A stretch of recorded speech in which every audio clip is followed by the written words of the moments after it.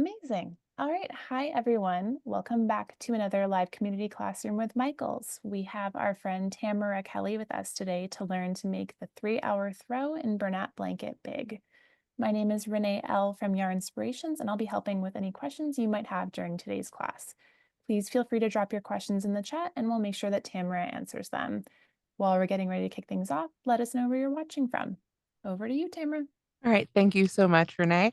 Hi, everybody. I'm Tamara Kelly from Moogly Blog and Your Inspirations, and I'm super excited to show you today how to hand crochet your own 3-hour throw. Now, it takes 3 hours once you've got the hang of it. So if you don't get the hang of it right away, don't worry about it. This is a whole new skill for many of us, at least. If you're returning, thank you for coming back. But if this is the first time you've tried it, it may take you a little while to get the hang of it. Once you've got the hang of it, then you can whip out projects pretty darn quickly. Today, for our project, we are using a very, very thick yarn.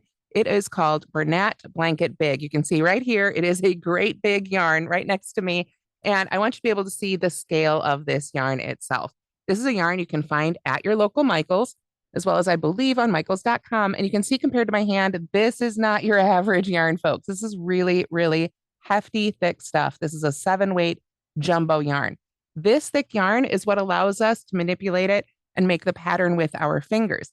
For thinner yarns, it's much easier to use a hook to be able to manipulate the yarn, simply because we're using our fingers as the hook.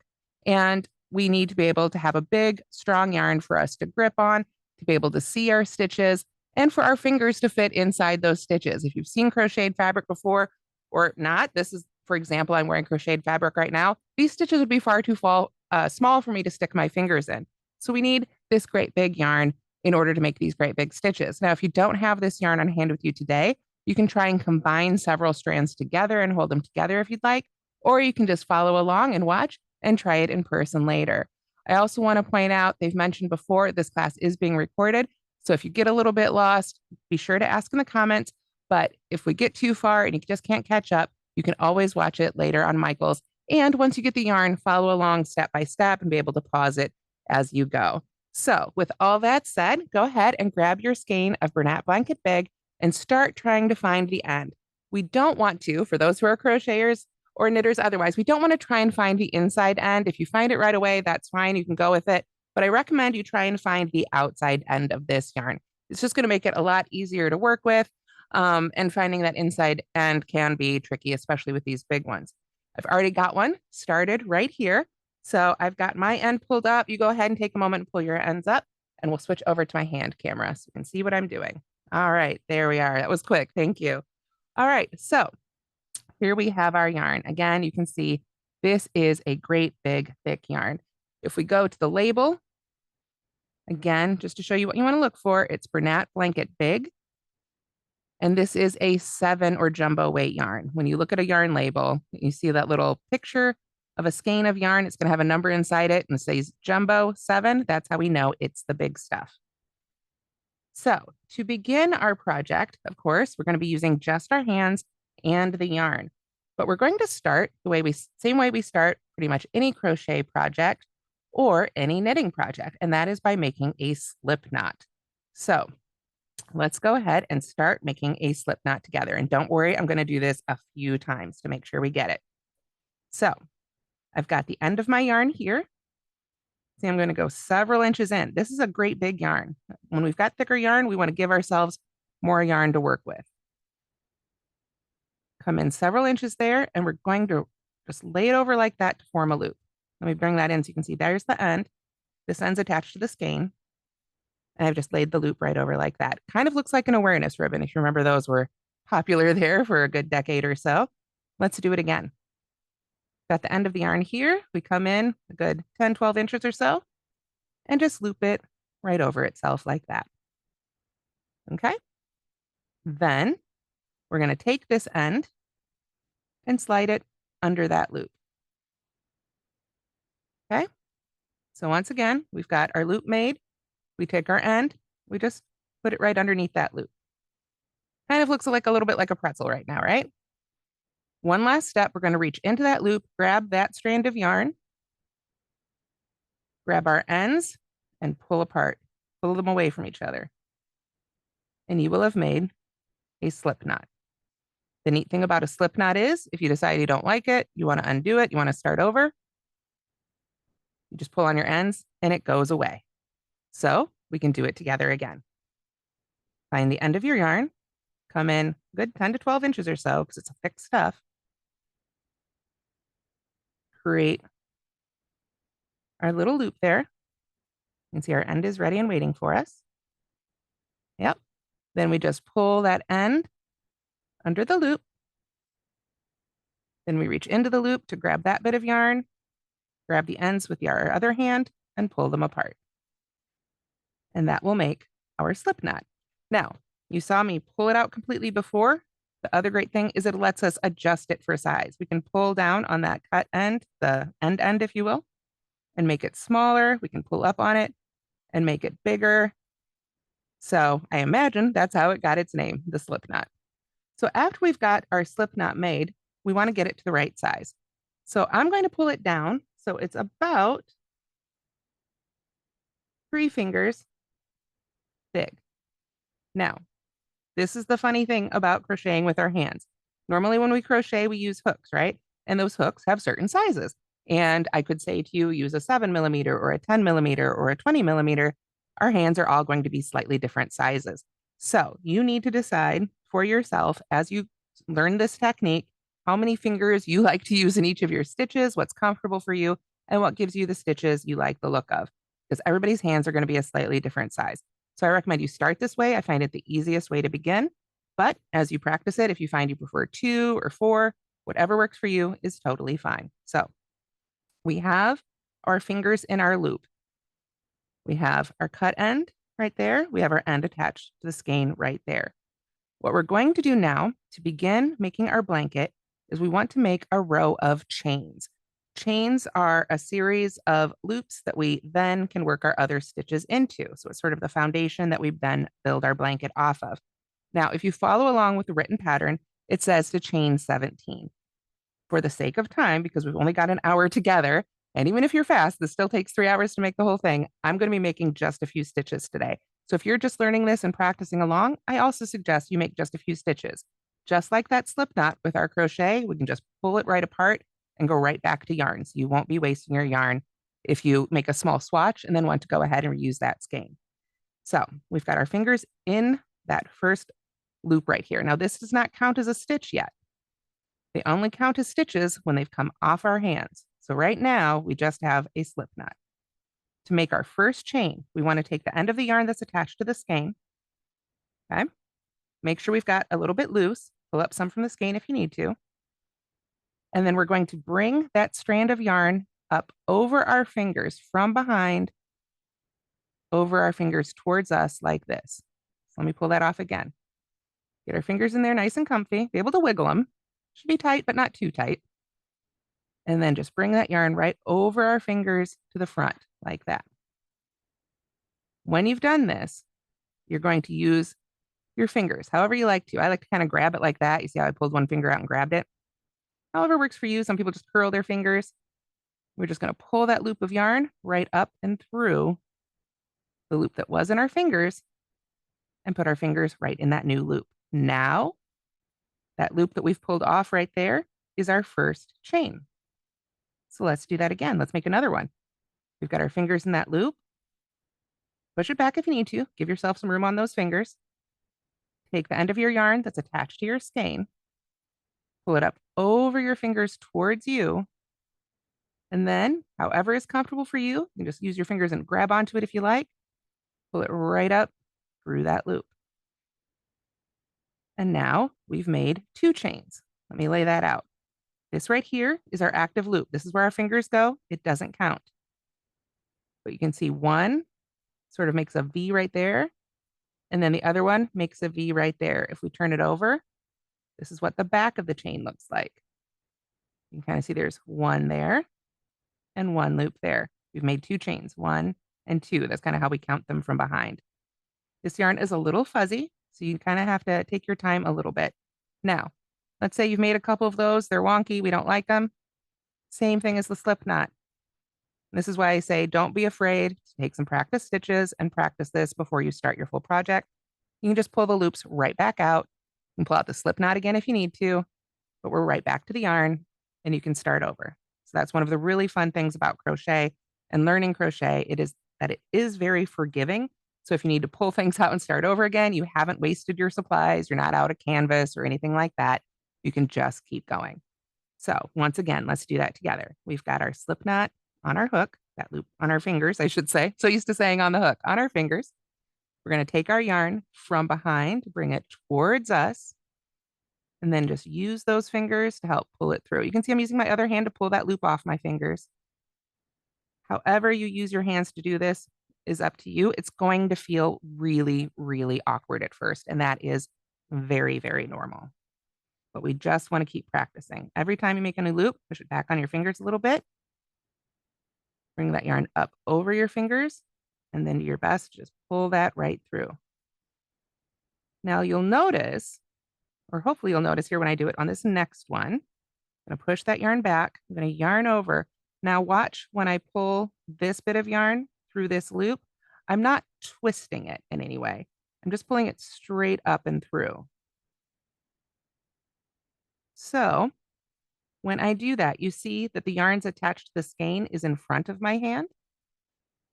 That's what we want to maintain. When I yarn over and pull this loop through, this is one of the reasons we come from behind and over. When we pull it through, you can see every time it's attached to the skein in front of my hand. This will help keep our chains that we're making a lot straighter.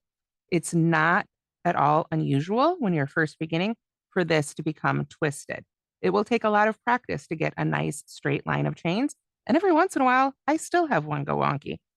Maybe it's I put it down, maybe I wasn't paying attention, and didn't pull through my yarn quite the right way. Again, you don't like something you've done, you can always just pull it out. You don't have to pull it all out. Just maybe pull out the ones you don't like. Find that loop. Make sure when you put your fingers back in that the end attached to the skein is in front of your fingers.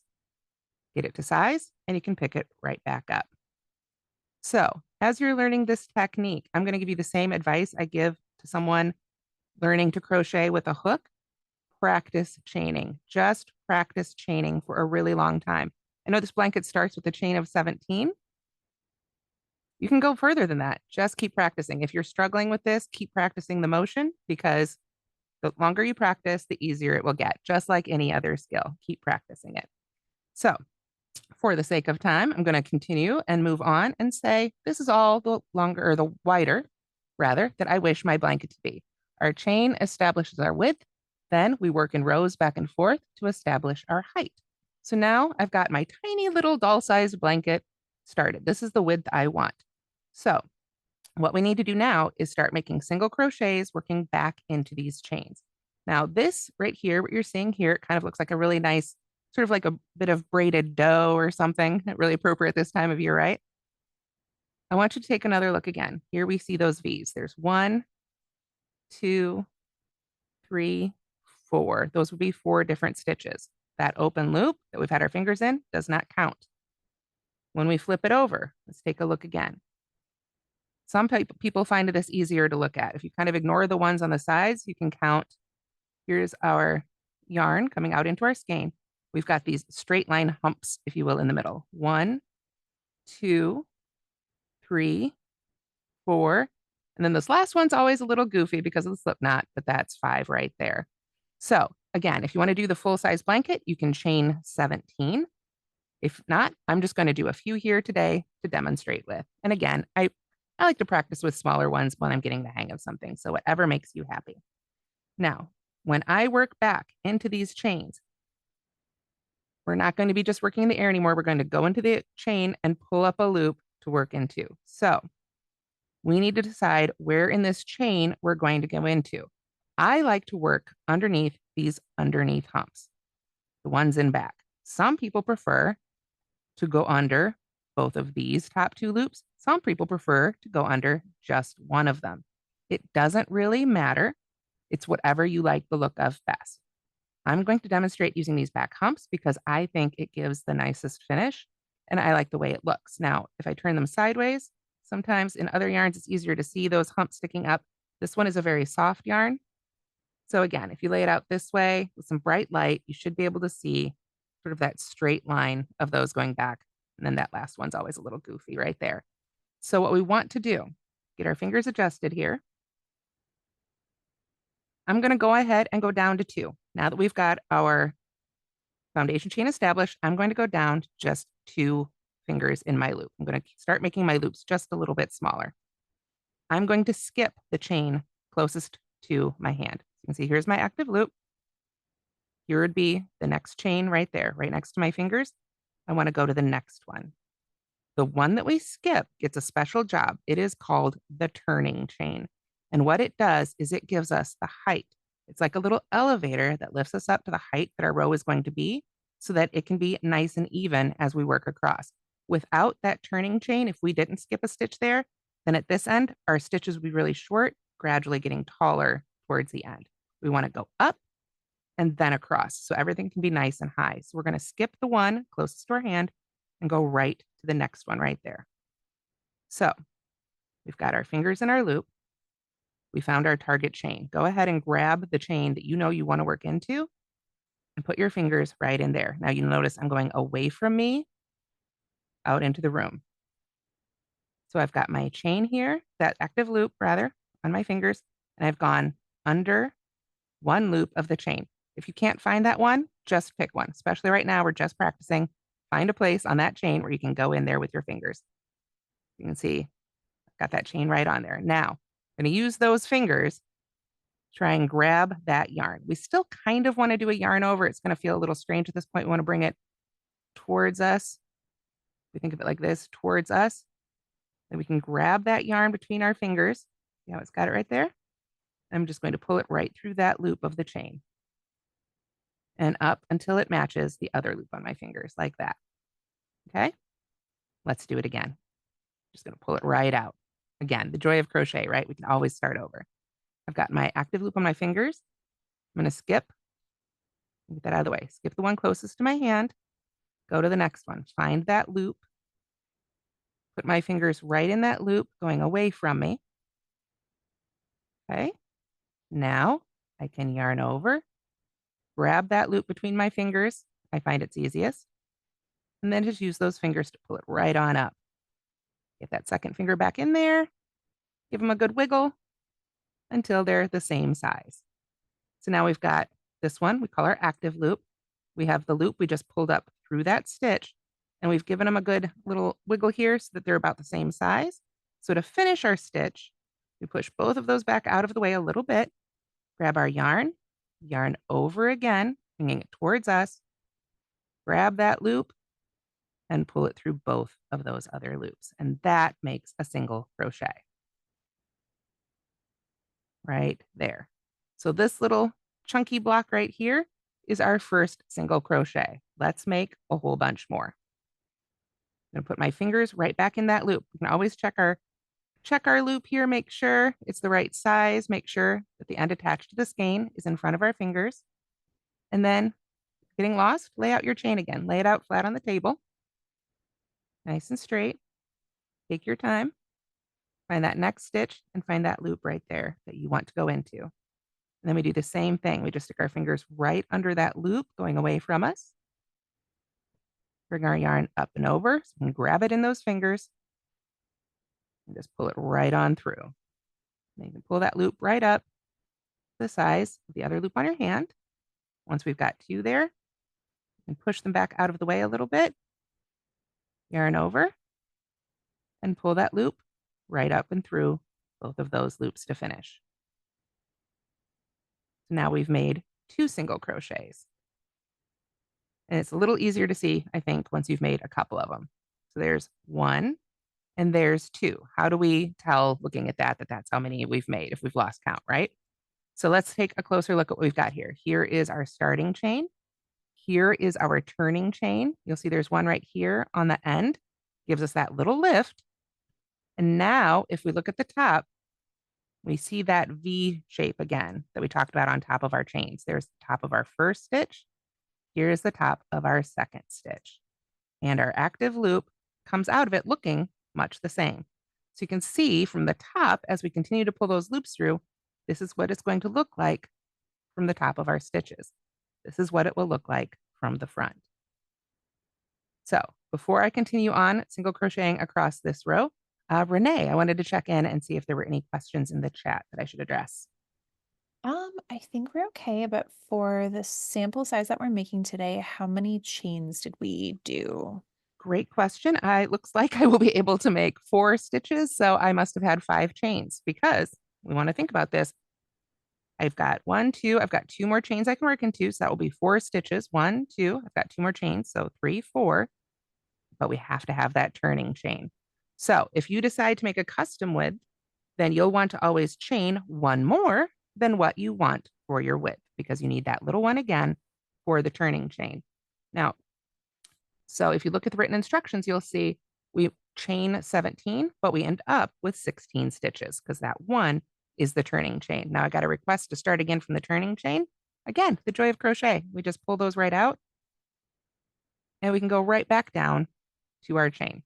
And the great thing about this is if you've made your chain and then you make your single crochets and you say, oh no, I've made it 1 or 2 stitches too wide, or I need to add a couple more, you can pull it right back out to the chain. So let's talk that through one more time, and then we'll go ahead and finish our first row. We have our row of chains. Do I still have 5 here, or did I pull one out? 1, 2, 3, 4, 5 chains. Okay. And then I have the loop on my fingers. I'm going to get that down to about a 2-finger size loop. Skip the chain right next to my hand, right there, and go to the next one. Again, if your eyes, I have 20 years of experience, so I can really see where my stitches are. But I remember 20 years ago, I did not. This would have been very confusing. Go ahead and grab whatever loop presents itself right now. The more you do it, the more clear it will become, the more you'll be able to see it. So grab whatever loop is sort of facing you right now, that little distance away. Put your fingers right into that loop. So now we've got that active loop. We've got that bit of chain on our fingers. We grab our yarn, bring it up over our fingers again, grab onto it, however is comfortable for you. And now we're just going to bring it just through that chain. We want to get that loop free. Then we want to get that loop to be the same size as the other loop on our fingers. You can play with that. Like I say, if you make it too big, it's not a big deal. You just pull back down and get it the right size there. There we go.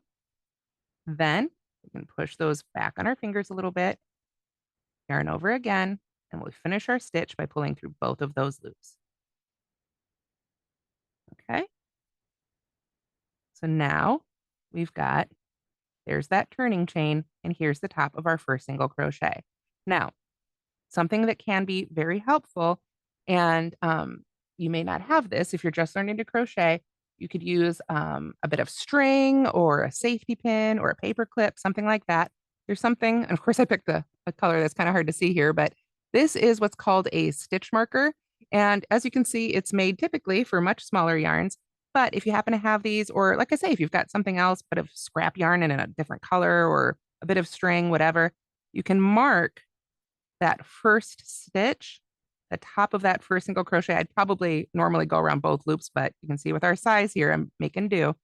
And then that will let you know too, as you're counting your stitches. It can be really helpful to use little tools like this to help you remember, like, oh, if it's easier for you to mark the turning chain and say, don't work into this, start here, whatever works for you. These can be really helpful tools that you can use in a variety of ways. So if you enjoy crocheting, it's a good thing eventually to add to your toolbox. So let's keep going here. If I can get back to the chaining at the end, I will. I know we've only got an hour together. It is being recorded. So if you need to follow along with the the recording rather, you absolutely can do that later. But for now we're live, so we're going to keep rolling. I've got my fingers in my loop here. It's so hard not to use the word hook. I'm so used to using that word. So like I say, if this has gotten jumbled while you're making that stitch, we just want to take our time. Somebody asked, what is the name of the little tool again? It's called a stitch marker. So you can find those, all sorts of those. Like I say, in the meantime, a bit of scrap yarn, a safety pin works just as well. So we just want to lay out our chain, get it nice and flat as much as we can, and find the next stitch. You can kind of see the size of our stitches here. These are really big stitches. I made them with 3 fingers and they're about 3 fingers apart. So if you start feeling really, jumbled and loose, you can kind of say, okay, this should be about the size of a stitch. take a closer look. You should have 3 strands there. Try and find one of those you can fit your fingers under and yarn over and pull a loop up and through it. Get those 2 loops to the same size again. Push them back if you need to. Yarn over, and then finally pull through both those loops to finish it off. So if we look at our stitch that we just made, that loop right there becomes the top loop, and the loop that we pull up through our chain gives us our height. So we're kind of building up and across at the same time as we make our stitches. Again, we want to just keep doing that. We keep working across until we've worked all the way across up to our slip knot. Now we're not going to put a stitch into the knot itself. We'll stop at that first chain we made right there. So right now, if I look, I can see I've got 2 chains left, one here and one here. So I'm going to go into this next one like so. Same thing. We do the same thing every time. Put our fingers in away from us, bring that yarn up and over so we can grab it, pull that loop up through the chain.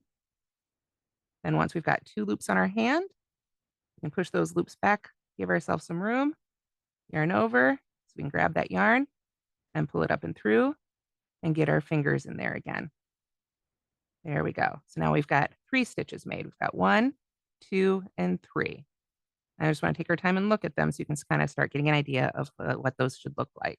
And it's okay if yours don't look just like that. Believe me, my first ones did not look like that either. It takes a fair bit of practice and it'll start making sense as you go.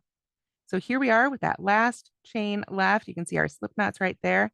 Sometimes this one can be a little bit tight for whatever reason. Our first chain sometimes tends to be a little bit tight. So if you have to push your fingers in there or loosen up that chain a little bit, you can do that. But we just do the same thing we did all the way across. Pull the loop up through the chain. Once we've got 2 loops on our hand, you can push those back, yarn over, and pull that loop through. And with that, on our tiny little swatch here, we have made our first row. So you can see here, our turning chain is doing its job, lifting us up high. And then we've built up our fabric going this direction. So now what we'll continue to do is we'll continue to work back and forth, adding more and more rows for the height. So again, if you're making this or a custom piece, you want to chain for the width, and then we add the rows for the height. So this is how you make that very first row. How do we go from here? It's going to be super similar to what we just did. I'm going to go ahead though and take a moment and pull up some more yarn. So if you haven't been doing that, go ahead and do that too. It's a little easier to have the yarn sort of in a little puddle a few yards at a time rather than fight the skein to get the yarn out of it. Alrighty, so before I do move on here to row 2, I want to check in, Renee. Anything else I should address here before we go to the next row? All good on my end.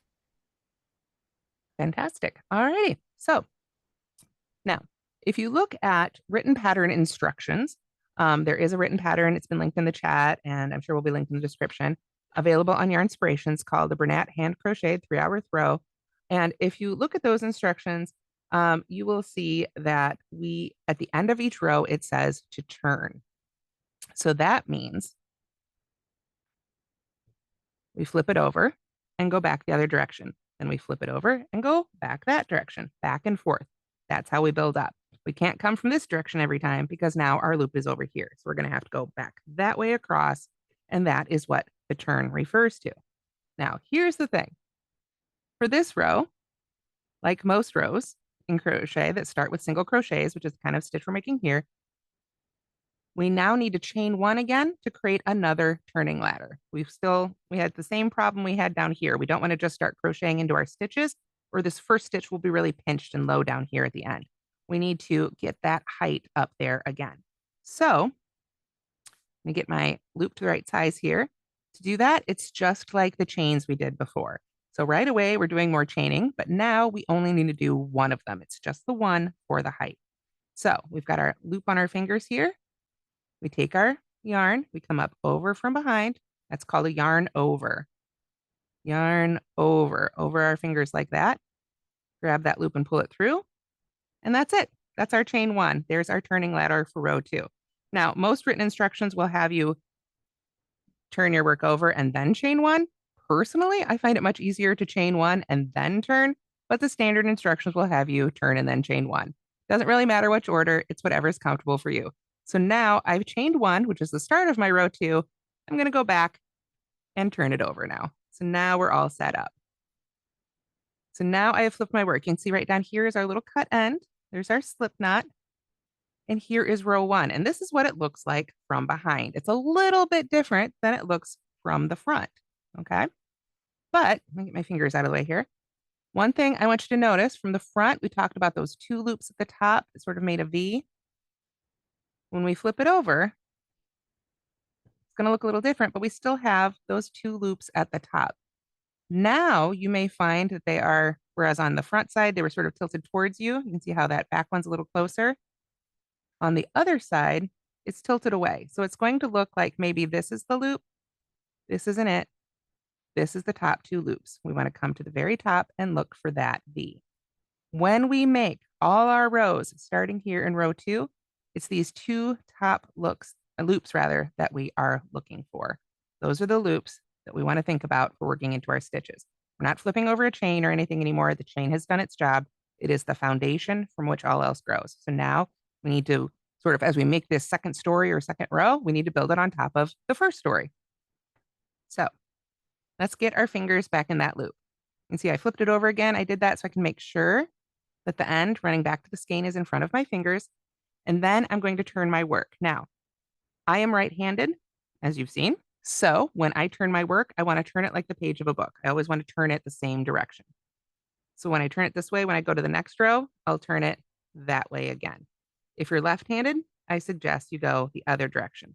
But the main thing is you want to be consistent. You don't want to flip it this way one time, this way the next, and then, this way, and then back and forth.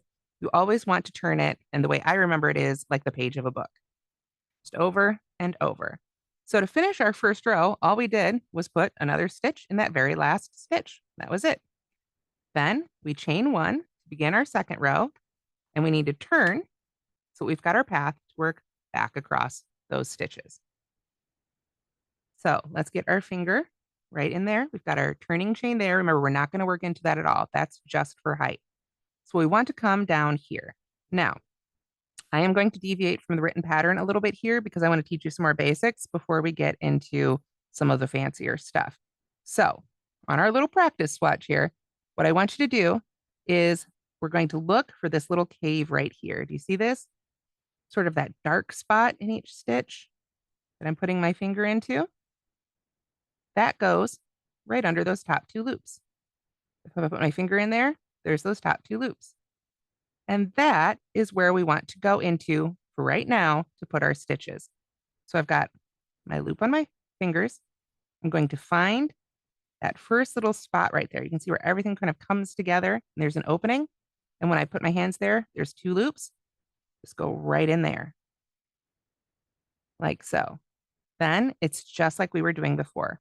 We take our yarn, we pull it up over our fingers so we can grab it, pull it through the stitch. If it's holding on to itself, use your hands. Go ahead and muscle it through. Wiggle it till we get those loops about the same size so they feel good on our fingers. Feel like we can get our stitches through. Yarn over again and pull through those two loops. So now we have a new first stitch for row two. And there's our single crochet.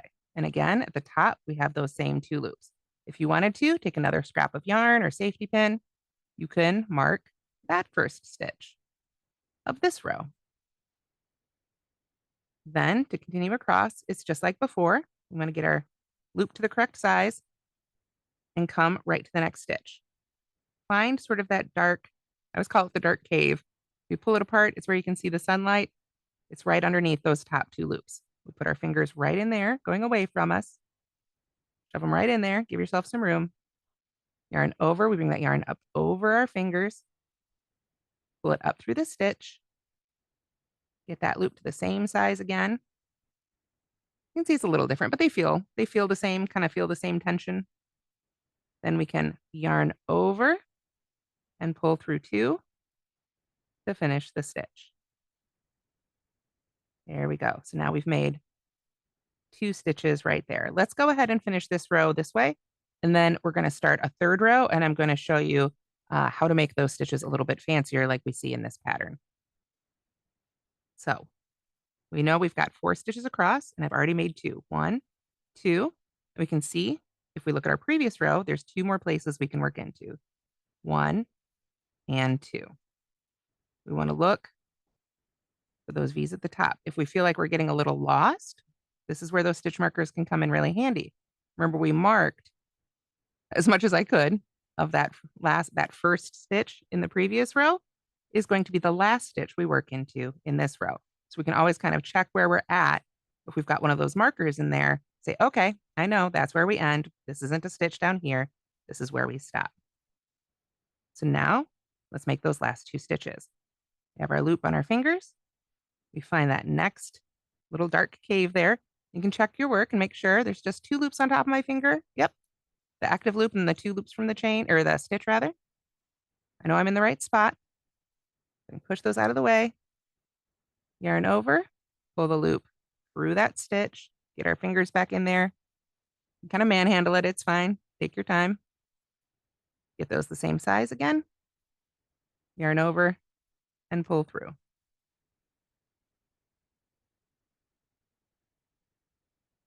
We can see now, this is what those single crochets are looking like from the front. We've got 1, 2, 3 made, and now we can make 1 more.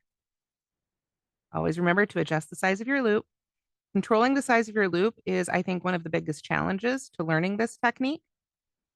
Now, as I work into this last one, I'm going to take that stitch marker out so it doesn't get lost inside the stitch and inside my blanket permanently. And I'm just going to set it aside. I go right in there, and that is that last stitch. You can see here's that turning chain on the end. We're not going to work into that. That's our ladder. We want to leave that there alone. Yarn over, pull up our loop, get those the same size again, yarn over again, and pull through 2. So that's all we need to do to finish a row is to crochet into that last stitch, and that's done. You don't have to tie it in or, tie anything down or make any knots or anything. The stitches themselves hold themselves together here. Now, if I were to pull back on this end attached to my skein, all of these stitches would come undone. So again, that's why I say feel free to practice, make lots of swatches when you're learning this technique. You can always pull it all out and start over. You haven't wasted your skein of yarn. In fact, it's really good to take that time practicing because we really want to learn to control the size of that loop. That's really going to change how our fabric looks. Now, other things we can do to change how our fabric looks, and something you'll see in the written pattern for this technique, is that we can work under just one of these loops if we choose to. So let's talk about that here in row 3. But in the meantime, row 3 is going to start exactly the same way as all the other rows from here on out. Again, we need our turning chain for our little ladder so we can lift ourselves up for our height and that first stitch doesn't end up being all squinched down. So we want to get our 2 loops there, or rather our 2 fingers in our loop. And remember, always yarn over from behind, grab that loop, and pull that through. Now I see a great question just popped up. So if or when we continue it after this, how do we change yarn balls? And that is a great question that I will absolutely get to. Do not worry. Not quite there yet, but I will get to it. So now I have made our 1 chain. Let's do that again. I wanted to take a little bit more time with that. I know we had somebody who wanted to see chains some more, so let's do that now. We've got our active loop. We've just finished that last stitch of the previous row. We want to chain 1. So we bring our yarn up and over and pull it through. That's it. That's it for the chain. Like I say, once you get those motions down, everything else builds off of that. So then we want to turn our work again. I'm right-handed, so I'm going to turn just like turning the page of a book. And just like that, we're all lined up to now build our third story working into our second row. So same thing. We flip it over and we can look and see here. Here are the tops of those stitches. And we can see our 4 stitches. We've got 1, 2, 3, and 4. And that last one is now marked. Very easy. You can see why I like stitch marks. It makes it easy to see exactly where you're going. Now, before we were working right into that little cave right there. This one's really easy to see, right? Right there under both of those loops. We have the option of working under just the front loop or just the back loop here at the top. Why would we do this? It adds a little bit of texture. It can change the drape. which means the way that the fabric feels. Some people just like the look of it. It's just a little variation. Now, when you're following a crochet pattern and it just says to make a stitch, that means you're going to be working 9 times out of 10 at least under both of those top 2 loops. It's only when the pattern specifies back loop only or front loop only that we use just one of these. This is a mistake I made when I was just learning to crochet. I thought all stitches were worked under the back loop only. I made some very pretty fabric, but it's not what I was supposed to be doing. So generally speaking, you want to work under both of those loops, and that's why I showed that to you first. But now we can get a little bit fancy. So let's say for this row, we want to work under the front loops only. Now, how do we tell which one's the front and the back? The front loop is always the one that's closest to us, the crocheter, and the back loop is always the one that's furthest away. So it doesn't matter which way I turn my fabric, or if I turn it upside down and decide to add stitches to the bottom or something, the one that's closest to me is the front loop. The one that's furthest away is the back loop. It's always relative to you, your position in relation to your project. So if we were to go under just that front loop, that means we're going to put our fingers under just that front loop. So we have our fingers in our active loop. I'm going to use my other hand to grab just that front loop. I put my fingers just in there. Now from here, making that first single crochet is just like all the other single crochets we've made. We yarn over, pull our loop up through the stitch, get that loop to the same size, then we yarn over and pull through both of those loops. Now, even though we worked into just the front loop down here, we're still going to end up with 2 loops on top of our stitch. And since it's the first stitch of this row, I will go ahead and put a stitch marker in it, like so. Excuse me, I need to take a little sip of my coffee here. I'm just coming off one of those fall colds that's been going around. I All will right. say, on the topic of folks doing their single crochets a little special, I was a front loop girl. Ah, yes. I'm glad of us got caught up in that. Yeah, it makes some interesting fabric, but why doesn't it look quite the same? Well, that's why. But once you know, it can be a really great way to change the look of your fabric. So let's do a couple more of those. We've got our loop back on our hook here. Taking my sip of coffee. Thank you for that. We're going to come back up. Look at that next stitch. You can see here's where our stitches work. So this is going to be our next set of loops. And we want to grab just that front one, the one closest to us. We can slide our fingers right in there.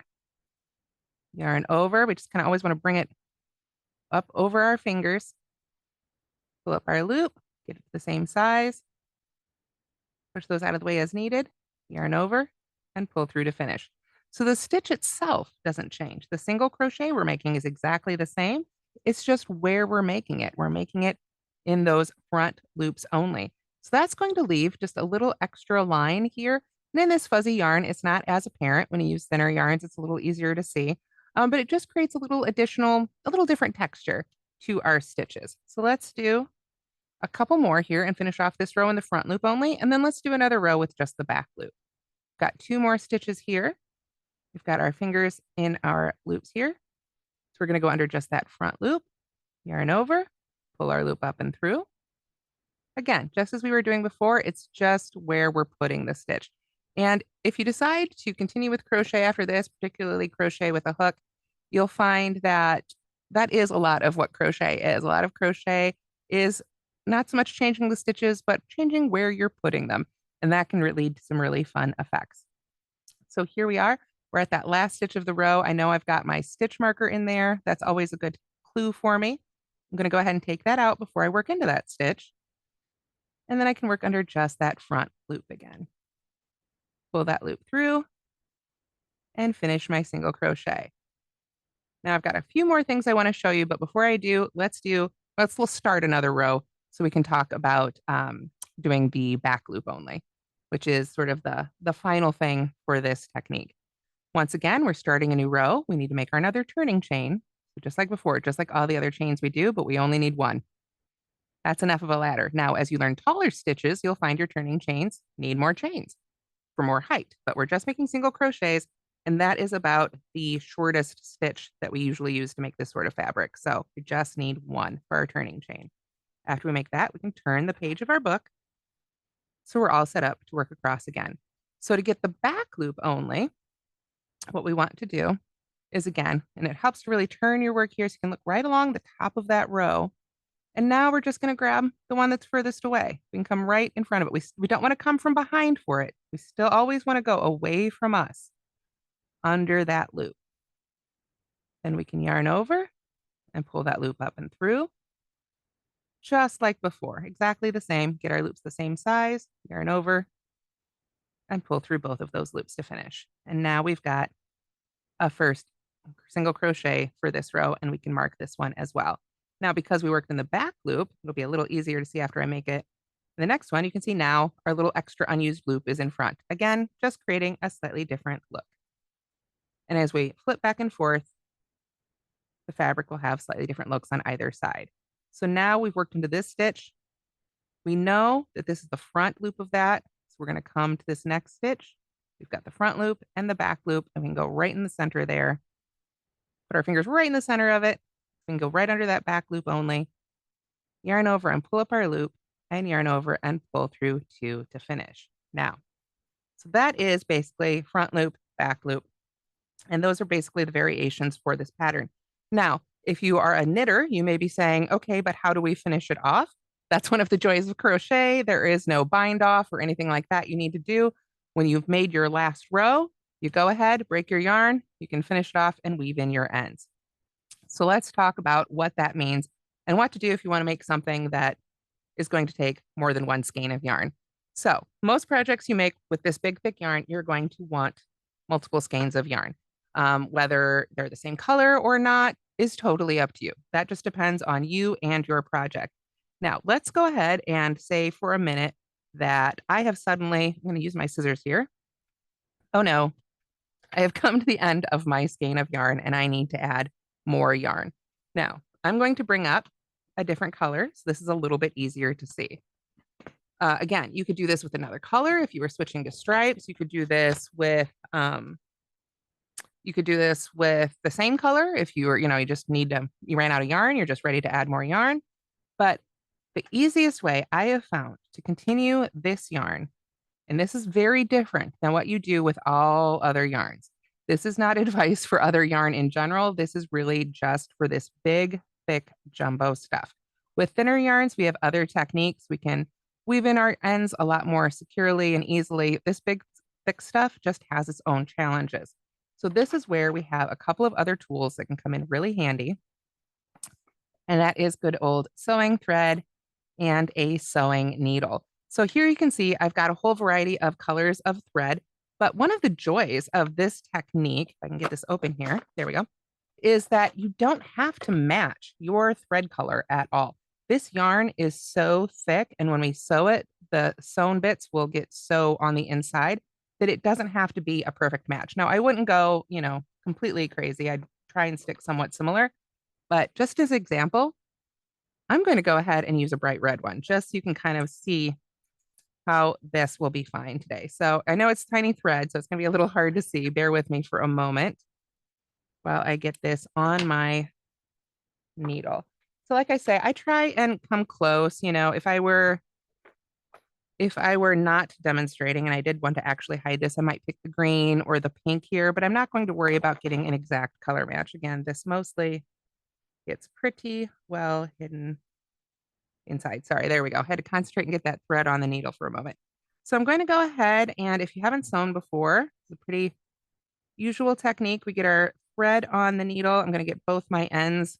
I don't know if we can see those here together. I'm used to working in yarn more than thread. So I'm going to go ahead and put a couple of knots here in the end. Tie the ends together so that our thread is on our needle. Pretty basic sewing stuff. There we go. And now what I'm going to do, because we don't want to tie a knot. If we were to tie a knot in this stuff, it would be so, so bulky. You can only imagine, with great big yarn like this, any knots are going to stand out like a sore thumb. So instead, what I'm going to do is I'm going to overlap, and I'm going to come in a good 1.5 inches, maybe even a full 2 inches, and just layer them like this. Then I'm going to take my sewing thread, and I am literally just going to stab right through the center. I'm not feeling for anything in particular. I'm just kind of going through the yarn. Now, I'm not going to pull super hard. We don't want to pull that end of the thread through. But then we just go back and forth. Now, some people have said they like to use glue. I have heard rumors on the internet of people melting the ends together. I have not tried it myself. Um, I don't know that I can recommend it, but it is out there. So it's something you could try if you want to. I would definitely recommend doing that outdoors if that's something you feel the need to do. But you can see here, I am just using a little bit of sewing thread, and this is the technique that I personally prefer. I find that when I put glue on yarn projects, inevitably I can find it. But I don't know, I'm not using somebody else's an abbreviated basting stitch. I suppose so, it might be. Sometimes I just stab back and forth. It's not usually that fancy. I'm just going back and forth through them. I'm not really paying attention, as you can see, just stabbing the middle. But I've got this bright red thread. Let me put this down for a second.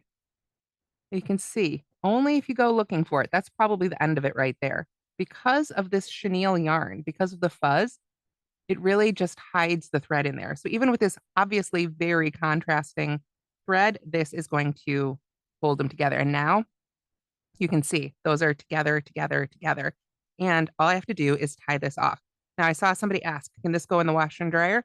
Yes. You'll want to follow the instructions on the label, which I managed to put aside. Let me get here. Our label, it is machine washable and dryable. You can see right there. And for that purpose, I would definitely recommend doing the sewing, because if you're going to throw it in the washer and dryer, you don't know if that glue is going to hold up, if it's going to get funky. I would recommend definitely sewing your ends together. I think you're going to have a much better time. Now, this is not only how I would add more yarn, but this is how I would secure the ends of my finished project. So here I've knotted this one together a couple times. Let me go ahead and cut our thread out of the way here so I don't stab myself with a little needle. But now you can see you can just keep crocheting with this. You could trim off some more of this if you wanted to.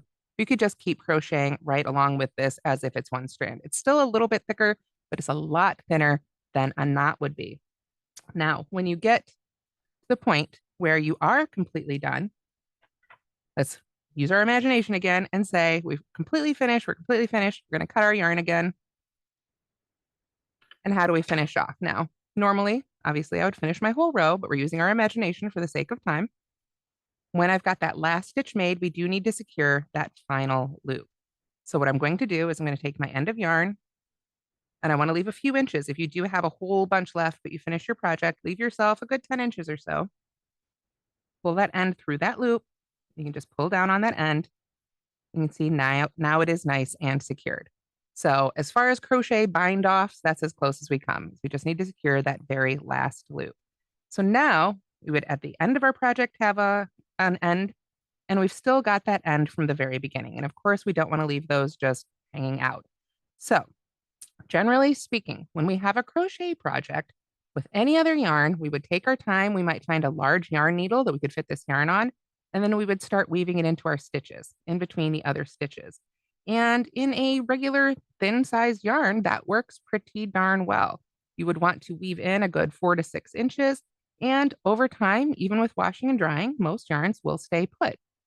Now, this yarn, as you can imagine, I could probably weave it for days and days, and we'd still have a little bit of an end sticking out. So what I want you to do is weave it in, as you can see here, under a few stitches, like I've done. Get it into the sort of the interior of your fabric a little bit. You see I'm just using my fingers and just pulling it, sort of trying to hide it inside those other stitches. When I feel like it's a few inches into our fabric, I'm going to do the same technique with the thread and the needle, but now I'm going to come in. Let me get my fingers in here real close. Kind of see I've got my fingers. There's the end, and there's a stitch of our fabric. And now I'm just going to sew. I don't even have a knot in this needle, so bear with me. But I'm going to sew through that end and that bit of the fabric, just back and forth in that same spot in the same way to tack down this end. Once I feel like I've got it tacked down sort of on the inside of that fabric really well, then I can go ahead and come back with my scissors and trim that end off a little bit closer. And then that should disappear right on into your fabric, and it will have been sewn down. So I do highly recommend that you use some thread. Again, the great thing is with this yarn, because of the chenille, it doesn't have to be a perfect match. So you don't have to go out and buy matching yarn for all or matching thread for all your yarn projects. A nice multicolor box is usually plenty, or a couple of neutrals, a white, a black, a gray is going to get you through 90% of your projects because it really does just disappear into the fabric itself.